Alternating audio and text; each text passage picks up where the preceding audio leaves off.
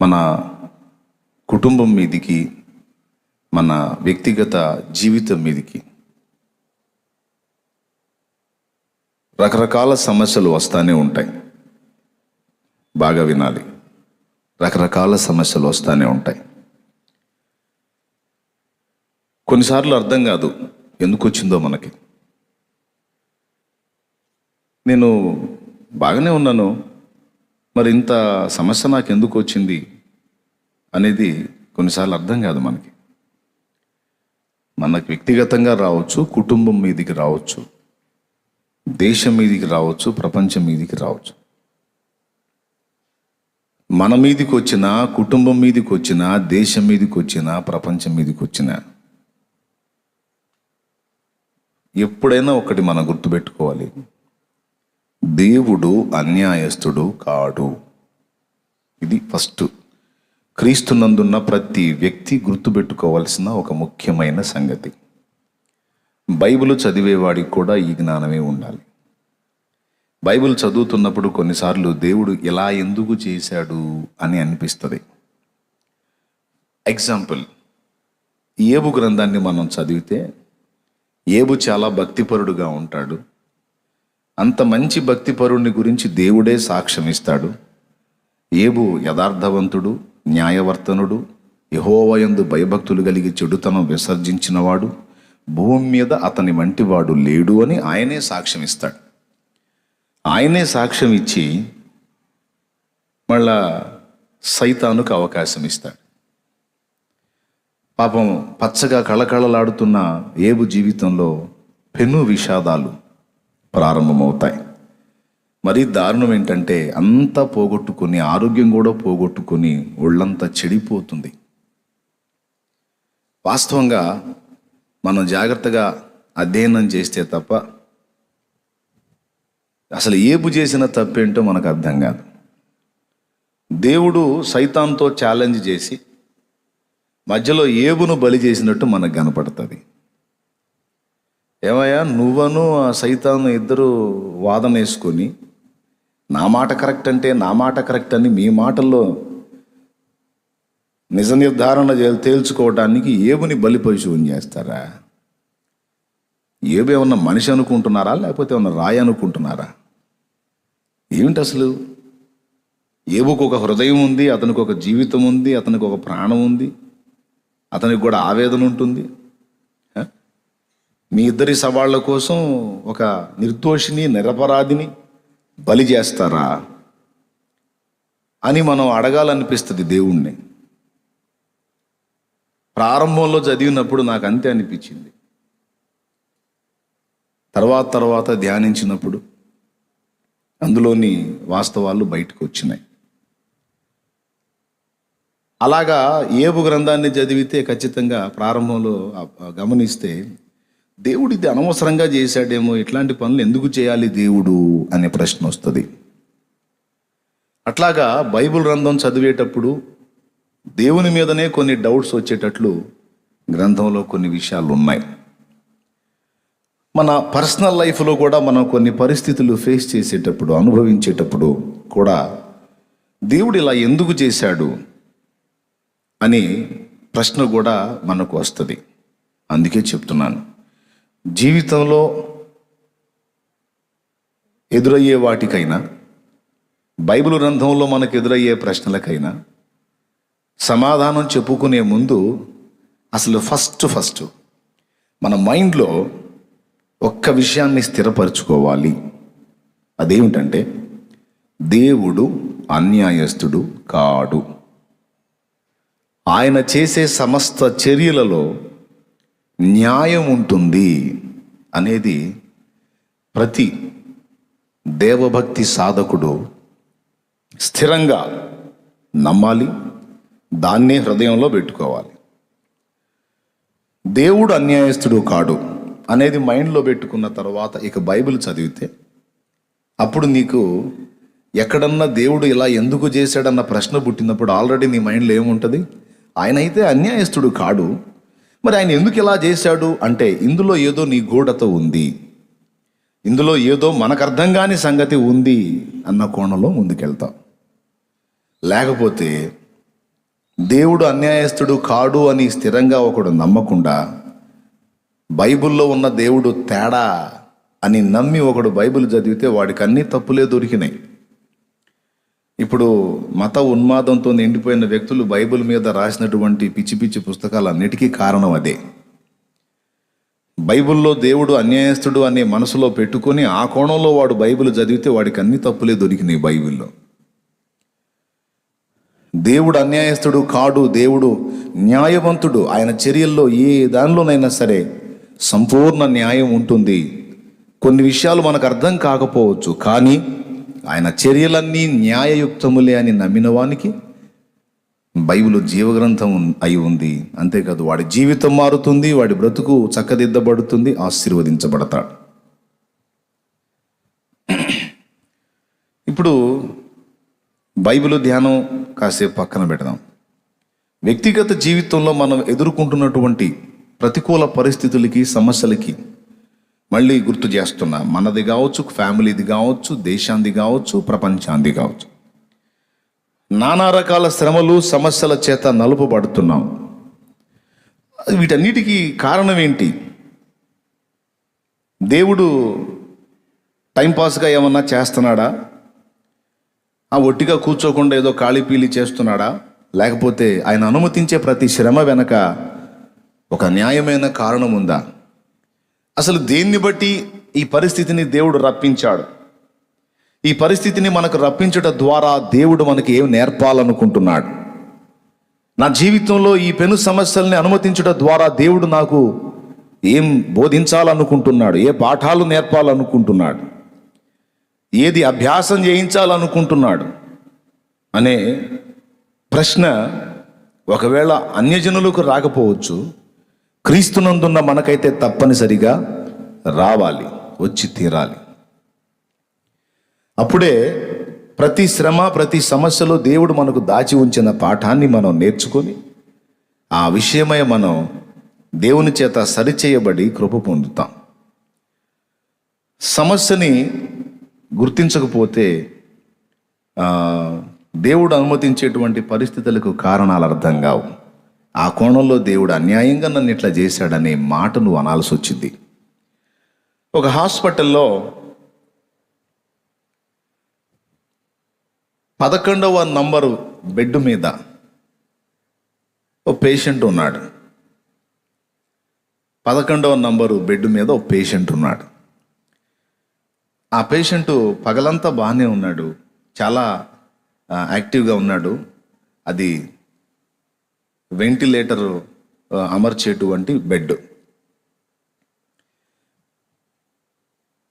రాత్రి గడిచి తెల్లవారేసరికి అతను చనిపోయి ఉన్నాడు.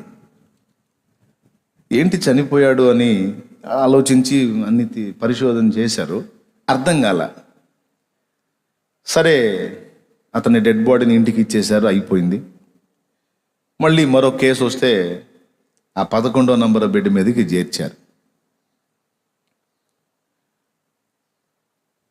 ఆ పేషెంట్ కూడా అలానే చనిపోయాడు. బాగానే ఉన్నాడు, పగలంతా యాక్టివ్గానే ఉన్నాడు, అడుగుతున్న వాళ్ళకి సమాధానం ఇస్తున్నాడు, వెంటిలేటర్ పెట్టారు, బాగానే ఉన్నాడు, ప్రాణాపాయం అయితే లేదు. కానీ మరుసటి రోజు చూస్తే చనిపోయాడు. ఇట్లా 4-5 చనిపోయారు. డాక్టర్లు జుట్టు పీక్కుంటున్నారు, ఏం జరుగుతుంది ఏమిటని. చిన్నగా అక్కడ ఒక ప్రచారం అమల్లోకి వచ్చింది. ఏంటంటే 11వ నంబర్ బెడ్ మీద దయ్యం ఉంది. అది రాత్రి వేళల్లో వస్తుంది, అక్కడ ఉన్నటువంటి పేషెంట్ని చంపేస్తుంది అని ఒక చిన్న ప్రచారం లేవదీశారు. ఆ హాస్పిటల్ అంతా కూడా నర్సులు వాళ్ళు ఉంటారు కదా, ఆ వర్కర్స్ అంతా కూడా, అందరిలో కూడా ఇదే నలుగుతుంది. ఓ పేషెంట్ వచ్చాడు ఆ బెడ్ మీదకి అంటే ఇంకా రేపొద్దున అయిపోతాడు వాడు, కన్ఫర్మ్, నిజంగానే అయిపోతున్నాడు. మరి ఏమీ జరగకుండా, వానికి ఏ లోపం లేకుండా వెంటిలేటర్ అమర్చబడినటువంటి ఆ పేషెంటు తెల్లవారేసరికి ఎందుకు చనిపోతున్నాడు అని పాపం వాళ్ళు చాలా పరిశోధన చేశారు, ఏమీ లేదు, లాభం లేదు. అసలు నైట్ ఏం జరుగుతుందో తేల్చుకుందామని కొంతమంది సాహసం చేసి ఒక 5-6 ఒక నైట్ కాపలా కాశారు. అసలు ఏం జరుగుతుంది అని ఒక పేషెంట్ నా బెడ్ మీదకి చేర్చి, మరి అదే వెంటిలేటర్ అమర్చేటువంటి బెడ్ చేర్చి గమనిస్తూ ఉన్నారు. పగల డ్యూటీ అందరూ అయిపోయింది, నైట్ డ్యూటీ వాళ్ళు వచ్చారు. పగల డ్యూటీలో క్లీన్ చేసేవాళ్ళు వస్తారు కదా, అట్లాగే నైట్ డ్యూటీలో క్లీన్ చేసేవాడు వచ్చాడు. అన్ని బెడ్ అన్ని చుట్టుపక్కలంతా క్లీన్ చేసుకుంటా అతడు ఆ బెడ్ దగ్గరికి వచ్చి వ్యాక్యూమ్ క్లీనర్ ఉంటుంది కదా, బండల్ని శుభ్రపరిచే మిషన్, దాంతో శుభ్రం చేస్తాడన్నమాట. అక్కడికి రాగానే ఈ వెంటిలేటర్ అమర్చిన ప్లగ్ అక్కడ గుచ్చుతారు కదా, దాన్ని తీసి పడేసి వీడి ప్లగ్ దాన్ని గుచ్చి ఇటు తొడవటం మొదలు పెడుతున్నాడు. దేవుని స్తోత్రం కలుగునుగాక. హల్లెలూయా. హాయిగా పాట పాడుకుంటా తరే అనుకుంటా అటు తుడుస్తున్నాడు. వీడికేమో ఆ వెంటిలేటర్ పేషెంట్ కదా, అది తీస్తే చచ్చిపోతాడు. వీడేమో కొట్టుకుంటున్నాడు. వాడు అని వంగి అదంతా శుభ్రంగా క్లీన్ చేస్తున్నాడు. వాడు 1/2 గంట 1/2 గంట మొత్తం అదంతా క్లీన్ చేసేసరికి వీడు కాసేపు కొట్టుకొని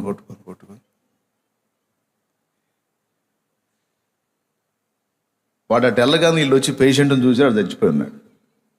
అంటే ఆ ప్లగ్ బీగటంతో వీళ్ళు గుండె జారిపోయింది. వాడికి తెలియదు, అది తీసి నా మిషన్ది పెట్టి నేను క్లీన్ చేసుకుంటున్నాను అనే పనిలోనే ఉన్నాడు, కానీ అది తీసేస్తే వాడు చేస్తాడని వీడికి తెలియదు.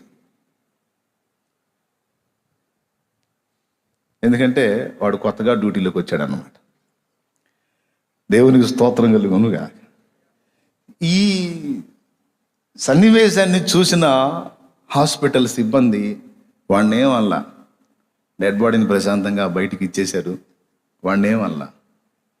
మరుసటి రోజే ఒక ఎలక్ట్రీషియన్ని పిలిపించి ఆ పక్కన వీడు వ్యాక్యూమ్ క్లీనరు పిన్ను పెట్టుకోవడానికి, ఆ ప్లగ్ పెట్టుకోవడానికి ఒక బోర్డు అమర్చి వాడిని ఏమల్లా, ఇది తీవాకు, దీన్ని ఉపయోగించు అని మాత్రం చెప్పారు.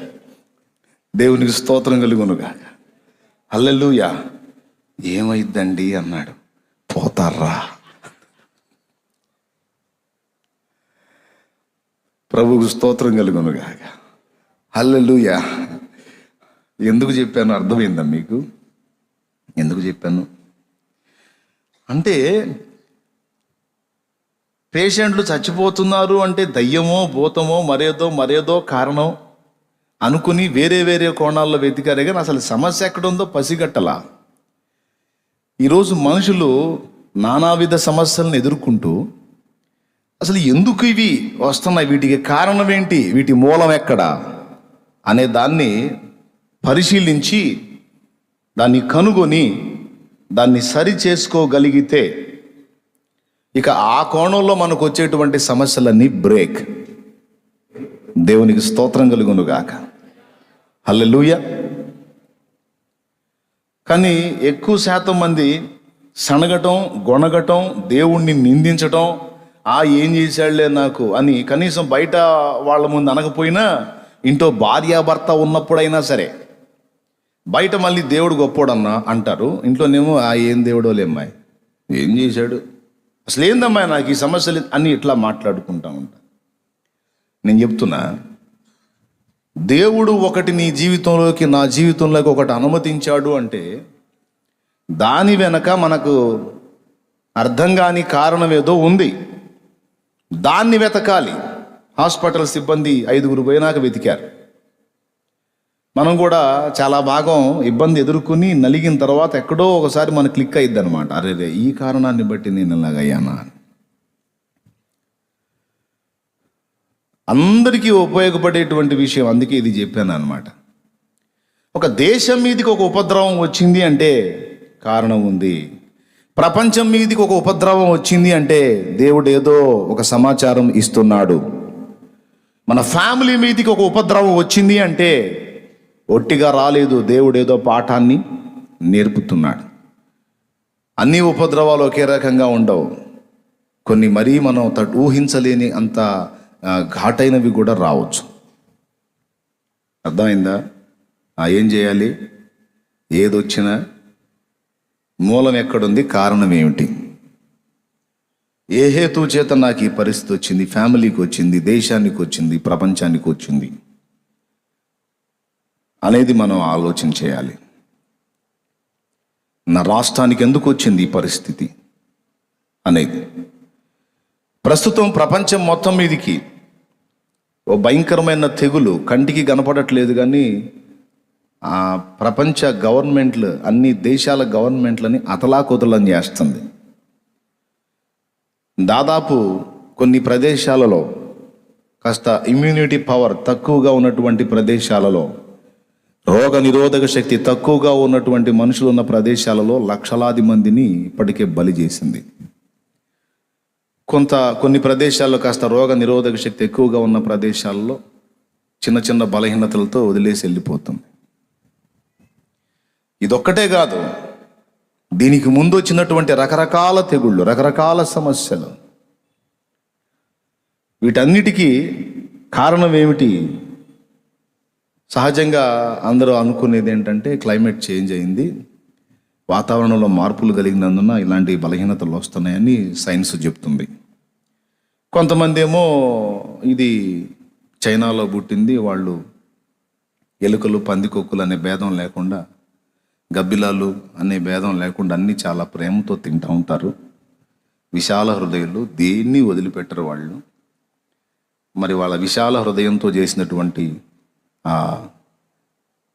వికృత ఆహార చేష్టల ఫలితంగా ఈ వైరస్ లైన్లోకి వచ్చింది. ఇది అందరికీ సోకుతుందని, మరి కొంతమంది ఇది ఒక బయోవార్, ఇది కావాలనే కుట్రపూరితంగా ప్రపంచం మీదికి తీసుకొచ్చారు, ఇది చైనా చేసిన పనే అని మరొక ప్రచారం. ఇలా ప్రస్తుతం ఉన్న తెగులు విషయంలో నానా రకాల ప్రచారాలు అమల్లో ఉన్నాయి, ప్రజల్లో ఉన్నాయి. నేనంటాను, ఏ పొద్దు మనుషులు సైంటిఫిక్గా ఏదో ఇట్లా జరిగింది అనే కోణంలోనే ఆలోచిస్తారు. ఎందుకంటే సైన్సు నమ్ముతున్న వాళ్ళలో ఎక్కువ మంది నాస్తికవాదులు ఉన్నారు. దేవుడు గీవుడు అనేది నమ్మరు వాళ్ళు. కానీ దేవుడు ఉన్నాడని నమ్మే ఆస్తిక వర్గం ఒకటి ఉంది. ఈ ఆస్తికులు ఒక ఉపద్రవం ప్రపంచం మీదకి వచ్చింది అంటే దేవుని అనుమతి లేకుండా ఇది రాదు. ప్రజలందరినీ కూడా ఇది సమస్యకు గురి చేస్తూ ఉంది. ఎక్కడోడక్కడ ఇళ్లలో కూర్చొని తాళాలు వేసుకునే పరిస్థితి వచ్చింది అంటే ఇది చిన్న సంగతి కాదు. ఈ తెగులు ద్వారా ప్రపంచంతో దేవుడేదో మాట్లాడాలని తలంచుచున్నాడు అని ఒక ఆస్తికుడు నమ్ముతాడు. కొంతమంది సహజంగా ఏమంటారంటే పాపం మించిపోయిందండి, పాపం పండిపోతుందండి, పాపం విపరీతం అయిపోయిందండి, రాకేం చేస్తాయండి, రాకేం చేస్తాయి,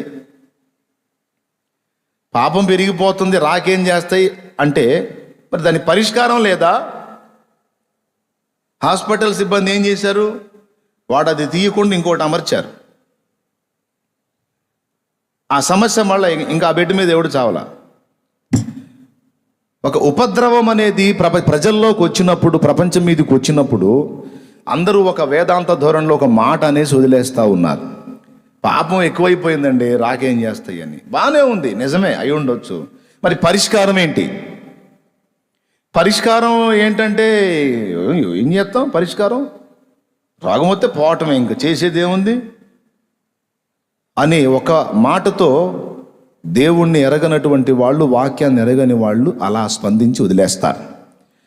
కానీ దేవుణ్ణి ఎరిగిన మనం, ప్రభు రక్తములో కడగబడిన మనం, దైవ వాక్యాన్ని మన స్వాస్థ్యముగా స్వతంత్రించుకున్న మనం ఏం చేయాలి అనేది మనకి పరిశుద్ధ గ్రంథం స్పష్టంగా సాక్ష్యం ఇస్తుంది.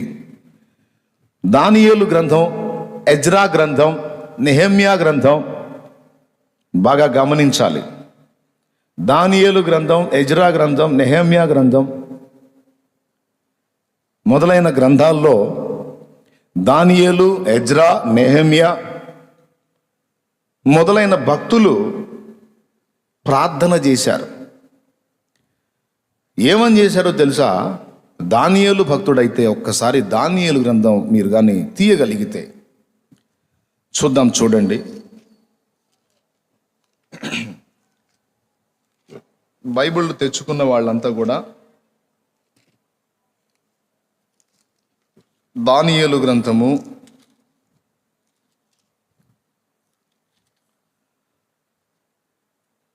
9వ అధ్యాయము 2వ వచనం నుంచి చదువుదాం త్వరగా.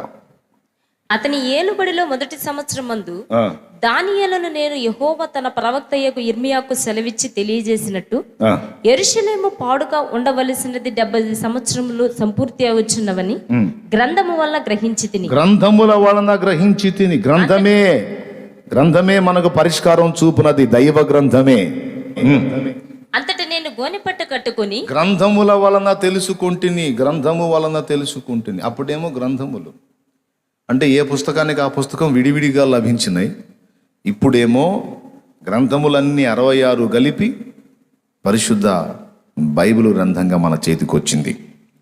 గ్రంథము వలన తెలుసుకున్నాను. అంతటి నేను గోనెపట్ట కట్టుకొని ధూళి తలపైన వేసుకుని ఉపవాసముండి ప్రార్థనా విజ్ఞాపనలను చేయుటకై ప్రభువుకు దేవుని ఎదుట నా మనస్సును నిబ్బరము చేసుకుంటుని. ప్రభువుకు దేవుని ఎదుట నా మనస్సును నిబ్బరము చేసుకుంటుని. నిబ్బరము, ప్రకృతి వికృతి ఉంటాయి తెలుసు కదా. దువ్వు, దూరము, దువ్వు ప్రకృతి వికృతిలో. అట్లాగా నిర్భయము, నిబ్బరము. నిబ్బరము అంటే నిర్భయము, భయము లేకుండా. నా మనస్సుని నిబ్బరం చేసుకున్నాను. ఎందుకు భయం వచ్చింది నీకు?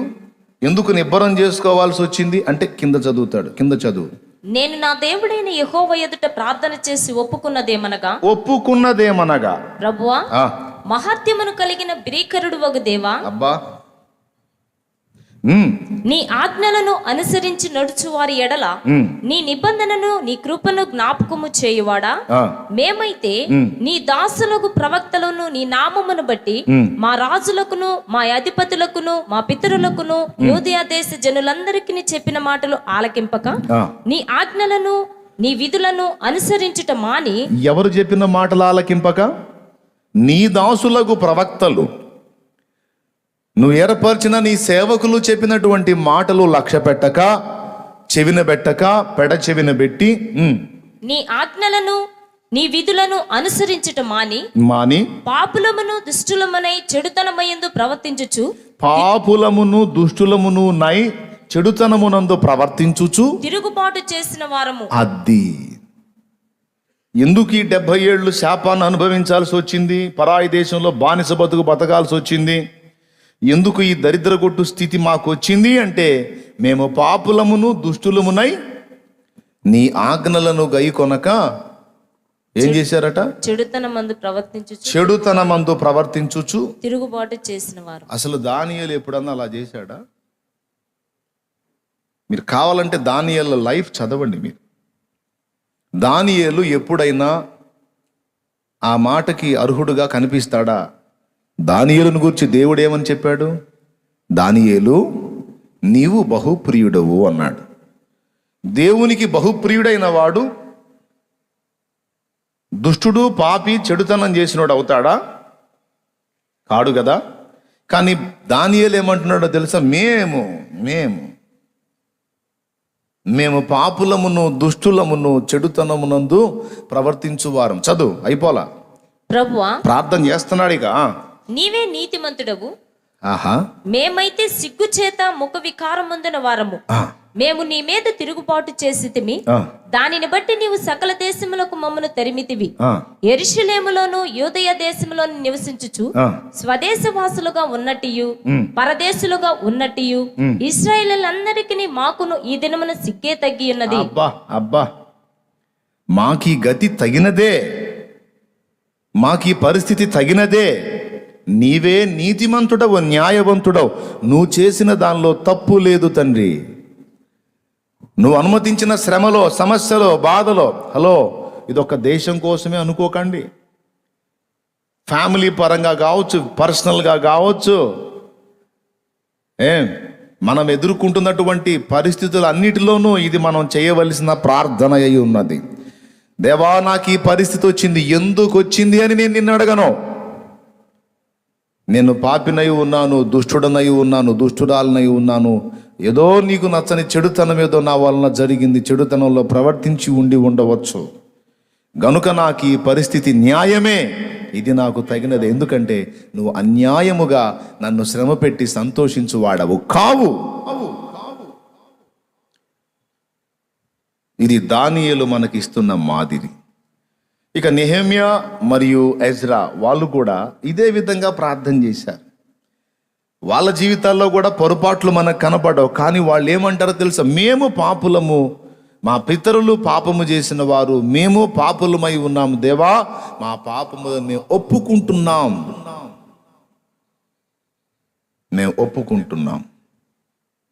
అని దేవుని ముందు వారు అసలు లోపం ఎక్కడుందో అని గుర్తెరిగి వారు గోనె పట్ట కట్టుకొని తల మీద ధూళి పోసుకొని ఉపవాసం ఉండి,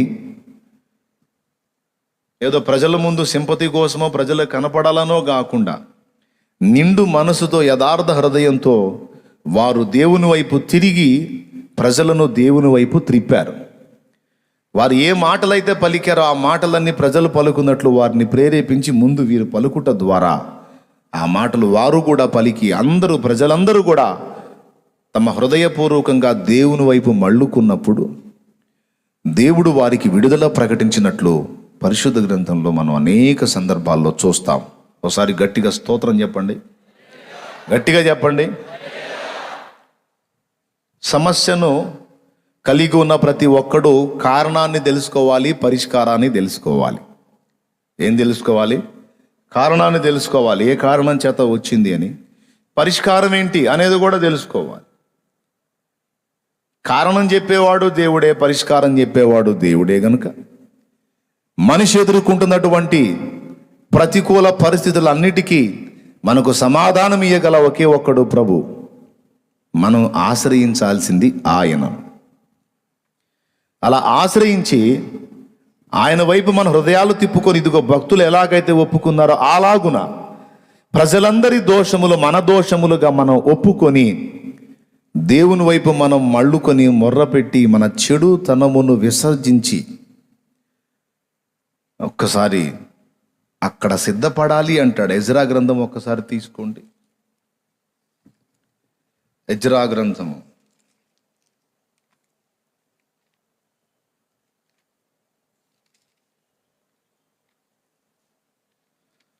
చివరి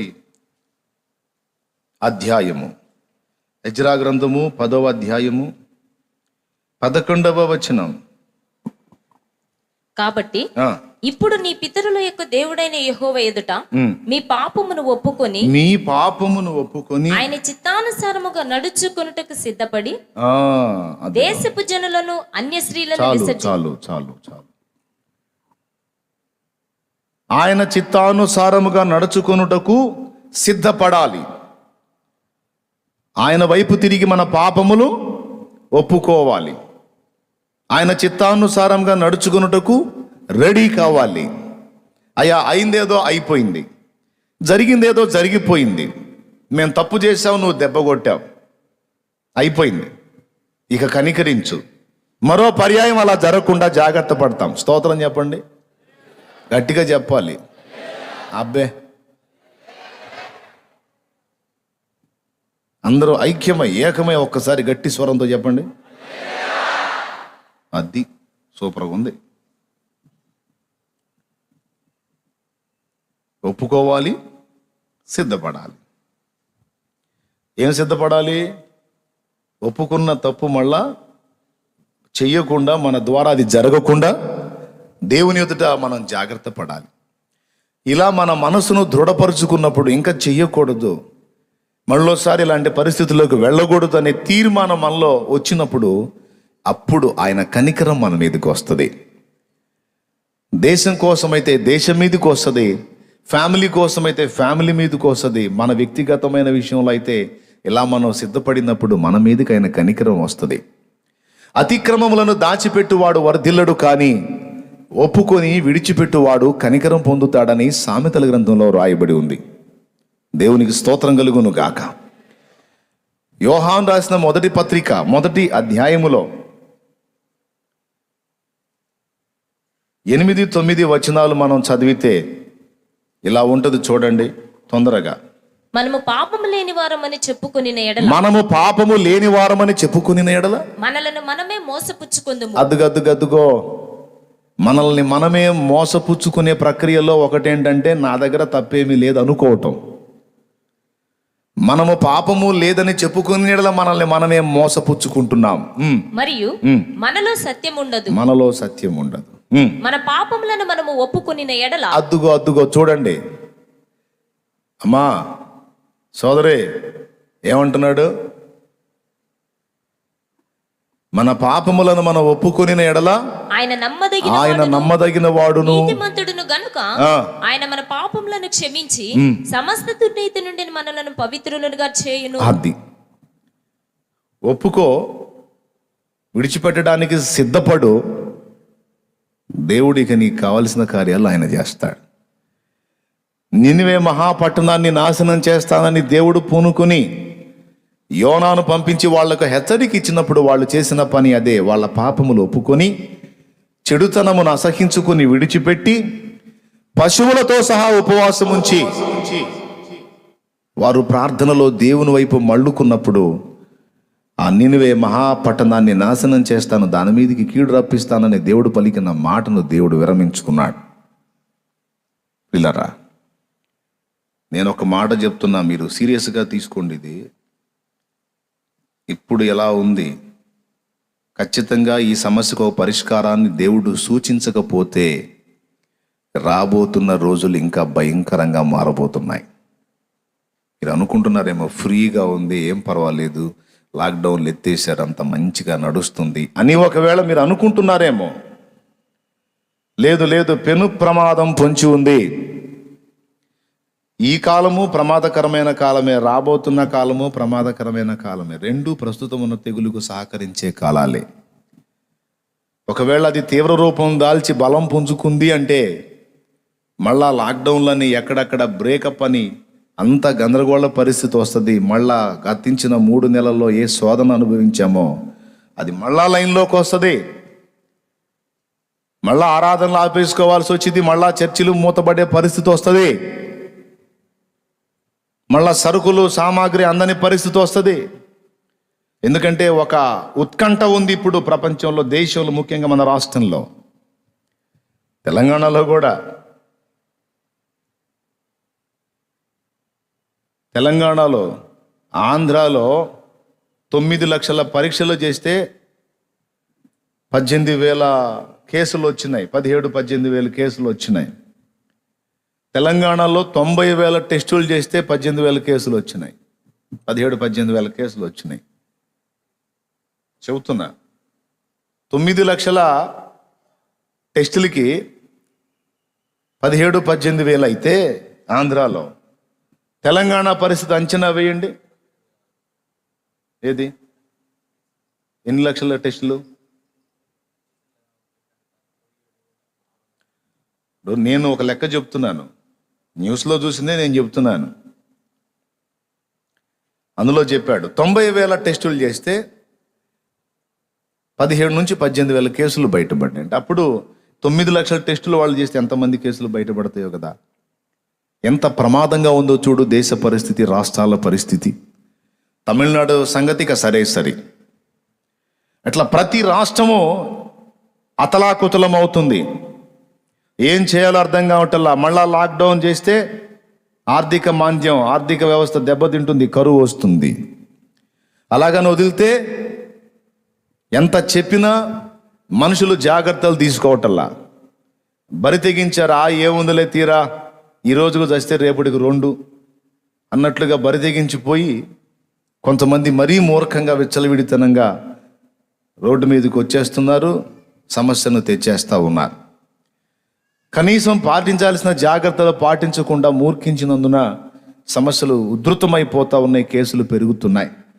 ఒక రోజుకొచ్చి ఒక రాష్ట్రంలో 800 నుంచి 900 కేసులు అంటే ఎంత భయానకంగా ఉందో చూడండి పరిస్థితి. వీళ్ళందరినీ తీసుకెళ్ళి కూర్చోబెట్టి వీళ్ళందరికీ మేత పెట్టాలంటే ఎంత పైసలు కావాలండి? ఇందులో జబ్బు ఉన్నోడు ఉన్నాడు, జబ్బు ఒకటి ఉంటే వాడు 20 మందిని కలిస్తే 20 మందిని తీసుకెళ్ళి క్వారంటైన్ చేయాలి. 20 మందికి ఫుడ్ గవర్నమెంట్ ఏర్పాటు చేయాలి. ఈ రకంగా లక్షలాది మందిని గవర్నమెంట్ తీసుకెళ్ళి ఒక దగ్గర దాచిపెట్టి వాళ్ళందరికీ ఫుడ్ పెట్టాలంటే ఎంత డబ్బు కావాలి, ఎంత పరిస్థితి, ఎక్కడి నుంచి వచ్చింది? కాబట్టి ఇక జరగబోతుంది ఏందో చెప్పనా, ముందే చెప్తున్నా. దేవుడు దీనికి ఒక ఫుల్ స్టాప్ పెట్టకపోతే ఇక రాబోతున్న రోజుల్లో గవర్నమెంట్లు చేతులు ఎత్తేస్తాయి. గతంలో కొన్ని దేశాలు చేతులు ఎత్తినట్టు. సార్ నాకు కరోనా వచ్చింది, ఇప్పుడేమో కరోనా వచ్చిందని చెప్పడానికి దాక్కుంటున్నాడు. రేపు సార్ నాకు కరోనా వచ్చింది సార్, నాకు మెడిసిన్ ఇవ్వండి అంటే అడుగుచ్చావా అనే పరిస్థితి రాబోతుంది. నన్ను ఐసోలేషన్లో పెట్టండి సార్, నాకు వెంటిలేటర్ పెట్టండి సార్ అంటే అడుగుచ్చావా, ఇప్పటికే చాలా కేసులు మగ్గిపోతున్నాయి అనే పరిస్థితి రాబోతుంది. సార్ నాకు మంచి ఫుడ్ ఇవ్వండి సార్ అంటే ఏం ఫుడ్, ఏడ్చావులేపో చాలామంది ఉన్నారు అక్కడ అనే పరిస్థితి రాబోతుంది. ఎంతవరకు తీసుకొచ్చి పెడుతుంది గవర్నమెంట్? అదైనా ఎవరిది? ఏమన్నా సృష్టిస్తుందా గవర్నమెంట్? మంత్రం పెట్టి ఏమన్నా సృష్టిస్తుందా? లేదు కదా. లాక్డౌన్ తీసేసి వ్యవస్థ మళ్ళా రన్ అవటం స్టార్ట్ అయింది. ఖజానాకు కొంత సొమ్ము చేరితే ఆ సొమ్మును మళ్ళా ప్రజల మీదకి తీసుకొచ్చి పెట్టే పరిస్థితే కదా గవర్నమెంట్. మరి ఇక ఈ రకంగా తయారై భవిష్యత్తులో ఎలాంటి పరిస్థితులు వస్తే ఇంకెక్కడా? నీకు తెలుసా, ఇటలీలో, అమెరికాలో చనిపోయిన శవాలు, చైనాలో చనిపోయిన శవాలను విసిరిసేస్తున్నారని ఫీల్ అయ్యాం. కర్ణాటక, తమిళనాడులో కూడా శవాలను ఎట్లా విసిరేశారో చూసారా? వీడియో పెట్టారు చూసారా? కనీసం చనిపోయినటువంటి తమ బంధువులను కుటుంబీకులు ఖననం చేసుకునే పరిస్థితి లేదు. ఈరోజు ఈ పెద్ద హాస్పిటల్లో ఇంతమంది ఈ వ్యాధితో, మరి పెద్ద వయస్కులే కావచ్చు, వేరే బలహీనతలతో ఉన్నవాళ్ళు కావచ్చు, ఇంతమంది చనిపోయారు అంటే 12 మందినో 11 మందినో ఒకే వెహికల్లో తీసుకొచ్చి ఒక పెద్ద గుంట తీసి పట్టి ఇసిరి నెట్టేస్తూ ఉన్నారు. అందులో బాడీస్ని ఒక కవర్లో ప్యాక్ చేశారు. దాన్ని అట్లా విసిరేశారని దాని మీద కేసు పెట్టాలి, అది ఇది అంటే ప్రభుత్వం మేము దాని గురించి చర్య తీసుకుంటాం అన్నారు. అయిపోయింది, చర్య కూడా తీసుకోరాళ్ళు. ఏంది తీసుకునేది? మీరు నిదానంగా భూస్థాపన చేయండి అంటే ఏంది సార్ నిదానంగా చేసేది? మాకు దడబడుతుంటే అట్లయితే మాకు ఈ ఉద్యోగమే వద్దు, ఎవడి చేతో చేయించుకోండి, లేకపోతే అయ్యగారు మంత్రి గారు మీరు వచ్చి చేయండి అంట. ఈ మంత్రి చెప్పినా వినడు, డాక్టర్ చెప్పినా వినడు, ఎవడు చెప్పినా వినడో. ఎంత దుర్భర పరిస్థితి ఒక్కసారి ఊహించండి. దేవుడు దీనికి ఒక పరిష్కారాన్ని ఆయన జోక్యం చేసుకొని ఒక వ్యాక్సినో మెడిసినో ఏదో పరిష్కారం శీఘ్రమైన స్వస్థత కలుగునట్లు దేవుడు కృప చూపకపోతే రాబోతున్న రోజుల్ని మనం ఊహించలేము. ఇదొక ప్రమాద హెచ్చరిక. అందుకే ఏర్పాటు చేసి ఇప్పుడు లాక్డౌన్ టైంలో కొంతమంది మన సహోదర సేవకులు ప్రార్థనలు చేశారు, మంచిది. కానీ లాక్డౌన్ టైంలో ప్రాబ్లం లేదు, అప్పుడు ఇళ్లలో ఉంది వ్యాధి. ఎప్పుడైతే లాక్డౌన్ ఎత్తేసారో అది వీధుల్లోకి, వాడల్లోకి, పల్లెల్లోకి, మారుమూల ప్రాంతాల్లోకి, పట్టణాల్లోకి, బజారుల్లోకి, గల్లీల్లోకి, అన్నిటిలోకి స్ప్రెడ్ అయింది. కాబట్టి ఇప్పుడు మనం అత్యవసరంగా ఏం చేయాలి అంటే చేయగలిగింది ఏమీ లేదు. మనల్ని మనం జాగ్రత్తలు తీసుకుంటూ కాపాడుకుంటూ, ఫ్యామిలీని భద్రతలో కాపాడుకుంటూ, మరో ప్రక్క అసలు దీనికి కారణమైనదేదో గుర్తెరిగి దాన్ని దేవుడు క్షమించి తొలగించి మనకు పరిష్కారం సూచించున్నట్లు ప్రార్థించుటయే మనం చేయదగ్గ కార్యం. ఇక వేరే ఏ చర్యలు, ఇప్పుడు సైంటిస్టులు పరిశోధన చేస్తారు, మనం ఏం పరిశోధన చేయంగా. పరిశోధన చేస్తాడు ఏదన్నా మెడిసిన్ తీద్దాం దీనికని, కానీ ఎన్ని పరిశోధనలు చేసినా సఫలత పొందట్లా. అన్ని పరీక్షల కనిపెట్టినటువంటి అవన్నీ కూడా పరీక్షించే పరిస్థితుల్లోనే ఉన్నాయి, కానీ ఇది పక్కాగా దీనికి ఇది కన్ఫామ్ అయిపోయింది, ఇక తిరుగులేదు అని ఏది ఇంతవరకు లైన్లోకి రాలా. మొన్న ఆ మధ్యలో ఒకటి హల్చల్ చేసింది, కానీ దాని గురించి కూడా మళ్ళా ఏం లేదు. ఆగస్టు 15కి వ్యాక్సిన్ అన్నారు, ఆ తర్వాత ఇంకొక వ్యాక్సిన్ అన్నారు, 2 కంపెనీలు వ్యాక్సిన్ రెడీ చేసినాయి అన్నారు, అవి కూడా ట్రయల్స్లో ఉన్నాయి అన్నారు. మరి అది ఎప్పటికి వచ్చిందో, ఒకటేమో నవంబర్ అన్నాడు, ఒకటేమో ఆగస్టు అన్నాడు. రోజుకేమో ఇవేమో ఉధృతమైపోతూ ఉన్నాయి. కాబట్టి ఇప్పుడు మనం ఆ ప్రయోగం చేసే వాళ్ళకి, దానికోసం ప్రయాసపడే వాళ్ళకి దేవుడు తగిన మెడిసిన్ని సూచించున్నట్లు పరిష్కారాన్ని దేవుడే అనుగ్రహించాలి. ఏం చేయగలుగుతాడండి మనిషి? ఏదైనా సాధించగలం, ఏదైనా చేయగలమని వెర్రవీగారు. టెక్నాలజీ అభివృద్ధి చెందింది, నాగరికత పెరిగింది, దేవుడు గీవుడు జాంతానాయ్, మనుషుడు ఇప్పుడు ఏదైనా సాధిస్తున్నాడని వెర్రవీగి మీసాలు తిప్పారు. తిప్పిన మీసాలన్నీ ఇప్పుడు కిందకి దించుకొని మెదలకుండా బిక్కుమంట దిక్కులు చూస్తూ ఉన్నారు. పైకి తిప్పిన మీసాలన్నీ ఇప్పుడు కిందికి దించేసుకొని, ఏందిరా మరి ఇక ఏదైనా అని అన్నారు కదా, ఏం సంగతి అంటే నేను చెప్తున్నా, మానవ ప్రయత్నం ఉండాలి, దేవుని దీవెన కృప కూడా ఉండాలి. ఎందుకంటే సృష్టి తన ప్రతి మజిలీలోనూ దేవుని చేతనే నడిపించబడుతుంది. కర్త ఒకడున్నాడు పైన కూర్చొని. అసలు కర్తే లేడన్నట్టు బతికితే ఎట్లా? మనం కర్త ఉన్నాడు, దేన్నైనా మేము ఎదిరించగలం, దేన్నైనా సాధించగలమని వెర్రవీగుతున్నారు కదరా. కంటికి కూడా కనపడంది ఒకటి మీ ముందుకు పంపిస్తాను, దమ్ముంటే చూడండి అని. ఇప్పుడు అది కంటికి కూడా కనపడట్లా, తాట తీస్తుంది ఒక్కొక్కడిని. దేవునికి స్తోత్రం కలుగును గాక. హల్లెలూయా. కాబట్టి మూర్ఖుల వల్లే మనం ఉండకుండా, మూర్ఖులు మాట్లాడినట్లు పనికిమాలిన మాటలు మనం మాట్లాడకుండా, సృష్టికర్త వైపు మన హృదయాలు తిప్పి, మన మనసులు త్రిప్పి మనం ప్రార్థన చేయవలసిన సమయం ఇది.